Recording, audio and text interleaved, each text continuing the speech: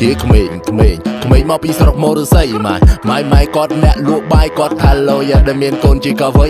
ជាក្មេងចេញពីជនបទចេះខ្វល់អនាគតតាំងពីថ្នាក់ទី8មុខគ្រើមដូចស្បែកគីងគូអីលើចង់ភ្លក់រសជាតិជាសេដ្ឋីពេលយ៉ាងកំណើតរូបឆោមនឹងក៏ឆើតអើកើតមួយកំណើតកើតលើដីថ្មីអស់ដើរពី1ម៉ែត្រទៅ100គីឡូម៉ែត្រឆ្លងបានពីខេត្តចូលមកភ្នំពេញថ្មីផ្លុំទៅមកផែតដូចគេឲ្យហេតុភ្លឺដូចខែចេះតាំងពីនៅក្មេងខ្ចីតាំងពីដូចប្រែតហោះដូចរ៉ូកែតដូស្ទាយដូវ៉ាតែមិនដូអូនស្រីថាបងគឺមិនដូអូនទេទុកចិត្តបងចុះបងមិនដែរងាករេបងគឺមិនមានចិត្តស្មោះបងជាកំឡោះគឺមិនដូអូនទេអត់ស្អកមិនហៅតែបងខេមអត់អែមិនហៅតែបងយោរូបបងកំពុងតែអាប់រែងឲ្យស្អប់ពាន់ណានិយាយពីក្រៅខ្នងហៅបងឬប្អូនណាប្រកាន់ទេហៅបងឬអត់ប្រកែកតែអញសុំចែកមើលតាសញ្ញាណប័ណ្ណនៅក្មេងឯងកុំចង់វាយស្មៅយកចាស់ធ្វើខ្លាគ្មានគួរឲ្យស្រឡាញ់ទេកុំអង្គុយឲ្យខ្ពស់ជាងឈរបើបងអត់ចេះរកអានឹងពីរបស់ខ្មែរ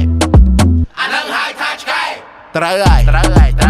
ជីវិតគឺមិនទៀងទេពេលខ្លះប្អូនធ្វើជាកំ pl ែងបើអត់ចេញជាកំ pl ែងបើជាត្រូវស៊ីកំភ្លៀសមែនហើយមានអណ្ដាតយើងកុំចេះតែកឡោះមានមាត់យើងកុំចេះតែចំហដៀលគេថាអ្នកក្រក៏អាចបែរចេញជាឈៀងជាក្មេងមកពីស្រុកមរស័យម៉ៃគាត់អ្នកលក់បាយគាត់ថាឡូយ៉ាដែលមានកូនជាកវីជាក្មេងចេញពីជនបទចេះខ្វល់អនាគតតាំងពីថ្នាក់ទី8មុខគ្រើមដូចស្បែកគីងគូអីលើចង់ភ្លក់រសជាតិជាសេដ្ឋី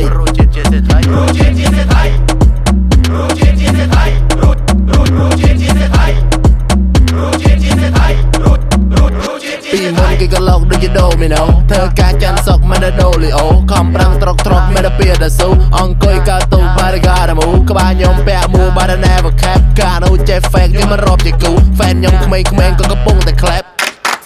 យកខ្ញុំជាគំរូសម្រួលសម្របសម្រួលឲ្យវាស្របហើយសម្របឲ្យវាស្រួលកម្មមេគឺជាអំពើអាណាជាអ្នកធ្វើគឺអានឹងអ្នកទទួលក្មេងធ្លាប់តែដើរកិច្ចសាលាឥឡូវគេហៅថាសើគំរូកោបស៊ីលុយតែដុល្លារតែពីដូចតាស៊ីមលូជីវិតក៏មកជាតិthêmមកស្រាក់ក៏មកក្លេកក៏មកខ្លាក់ក៏មកលេកក៏មកលាក់ក៏មកលៀមឈប់ភ្លាមទៅត្រៀមរកប្រាក់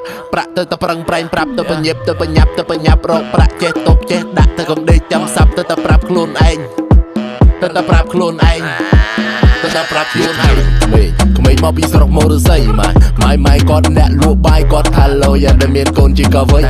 ជាក្មេងចេញពីជនបទចេះខ្វល់អនាគតតាំងពីថ្នាក់ទី8